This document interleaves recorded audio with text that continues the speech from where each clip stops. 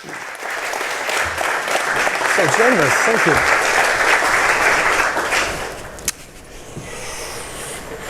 I'm going to share some thinking with you. It feels more like a workshop than a keynote. This has been a passion project of mine for about 6 months. 1 or 2 people here are involved in it, but it's not fully baked.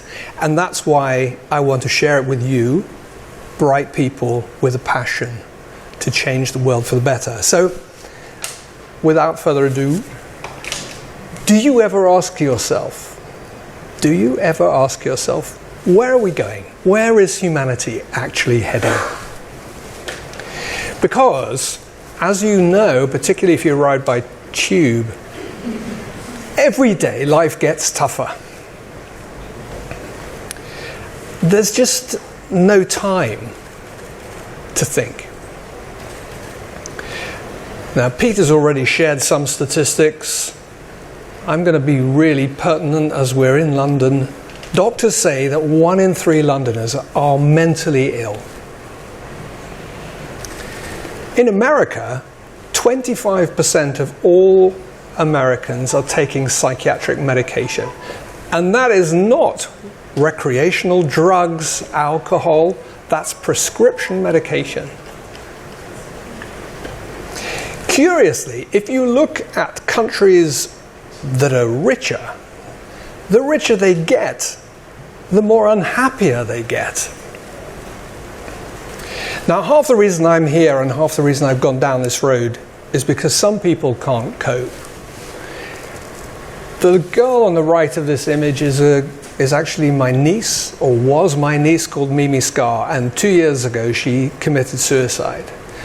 Mimi was not, I would say, any less mentally stable than I, but to her, in the position in her life, coming out of school, struggling with many of the challenges that we throw our children into, life was just too much.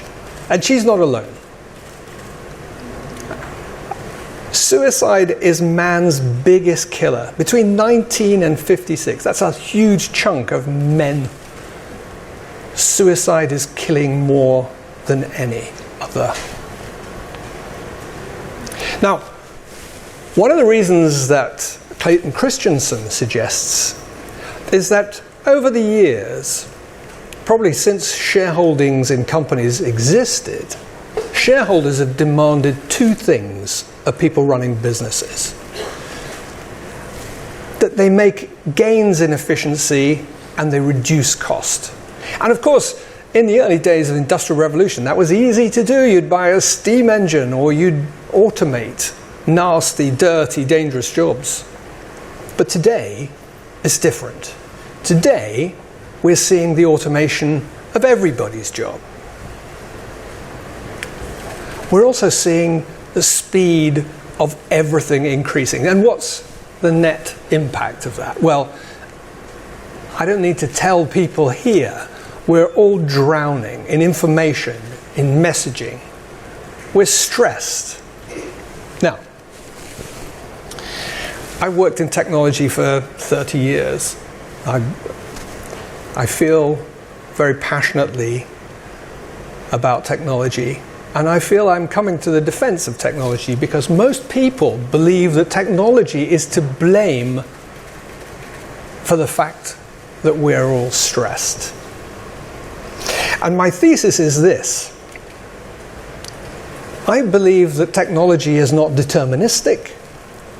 I can take a knife and I can cook supper for you, or I could stab you through the heart. It's not the knife, it's what you do with it. One of my heroes, maybe yours, the Dalai Lama, believes the same. It's not social media, it's what we do with it. Now look back on technology in the last century. Technology helped us manage external threats. We built missile systems and defense systems and more guns and rockets and machine guns. We worried about external threats. Today, in the 21st century, we're being crushed, but from the inside. As Pete said, I'm quite old, and I remember the hippie revolution where people were encouraged to buy a guitar, drop out, because if you were free of the pressures of work, you could find yourself. Now, science has proved that's not true, because inside our heads we are an amalgam of dissonant voices. You hear it a lot in sports psychology. How many times do you come away from a day and you think you're a god, only to find the following day you think you're a fool? We're always battling with these challenging voices in our heads. And that's one of the reasons why we find it so hard to make decisions, particularly good ones. Now, we're here at an AI conference. What could AI do for us? Maybe AI could help us make better decisions which could give us more balance in our life. How many times do you buy the book that Amazon recommends? Well, maybe AI could help us figure out more important things, like where we might live, or who we might marry, or even what we might do. Can AI treat mental health problems? Treating mental health problems is really not easy. There's not enough GP time, and there's certainly not enough one-to-one counselors. 10 minutes isn't enough for a GP to diagnose anything, but maybe biometrics could help. Interesting statistic the other day that most mental health problems seem to be rooted in financial debt. So maybe you could just have, as a doctor, the level of indebtedness show up on a patient before they were being consulted. Now, we talked a little bit about counselor bots. This one, which actually hasn't yet been built, but I think now I've found the person to help build it, is definitely focused on a fantastic gap that we discovered by looking at search. One of the biggest chunks of unmatched searches concerns young people in crisis. It may be to do with their sexual orientation, or the fact that they're being bullied, or that they're addicted to behavioral challenges or drugs.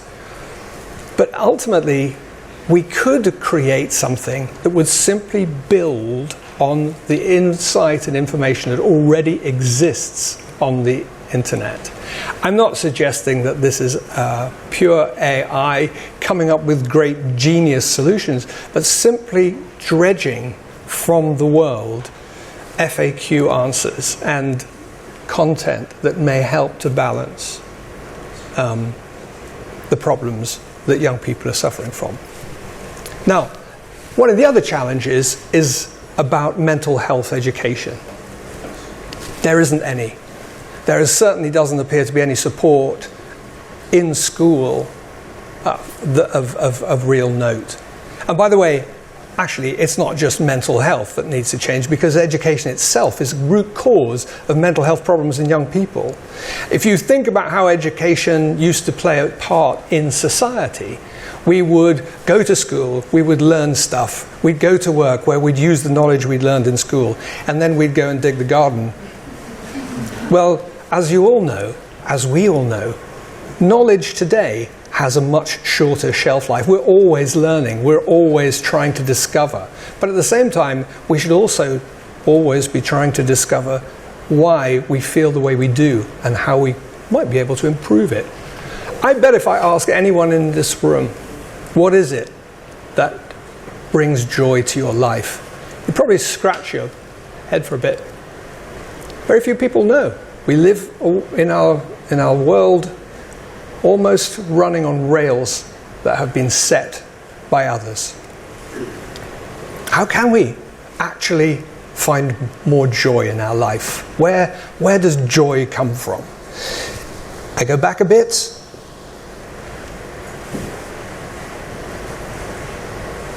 Society was once guided from up in the clouds by God, we used to have spiritual awareness or enlightenment at the top of Maslow's hierarchy of need.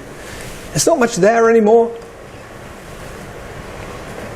And again, looking at a room of technologists or semi-technologists, there's a different cloud in charge. So, okay, maybe we should look at government. What can government do? Can government really lead change? Can they really? Can they lead anything? Particularly in the UK and the US. I did a Twitter poll the other day. I asked a simple question: who has more global influence, the United Kingdom or Apple? It's pretty pronounced, isn't it? So, if we're going to change the world, these are the three things I think we need. We need money, we need innovation, and boy do we need technology. So I have a theory. It's very simple. I'm a simple guy. I have a notion that we could raise joy to the power of 5. These companies, between them, these 5 companies have a market cap of that, which is $2.6 trillion. This is the leadership of the world. These are the people who are changing the world, and these are the people who've got the insight, the invention, the sheer balls to do something about it. I want their money. I want their commitment. And there are things I think we could do. I'm not sure if these are right, but these are some things we could do.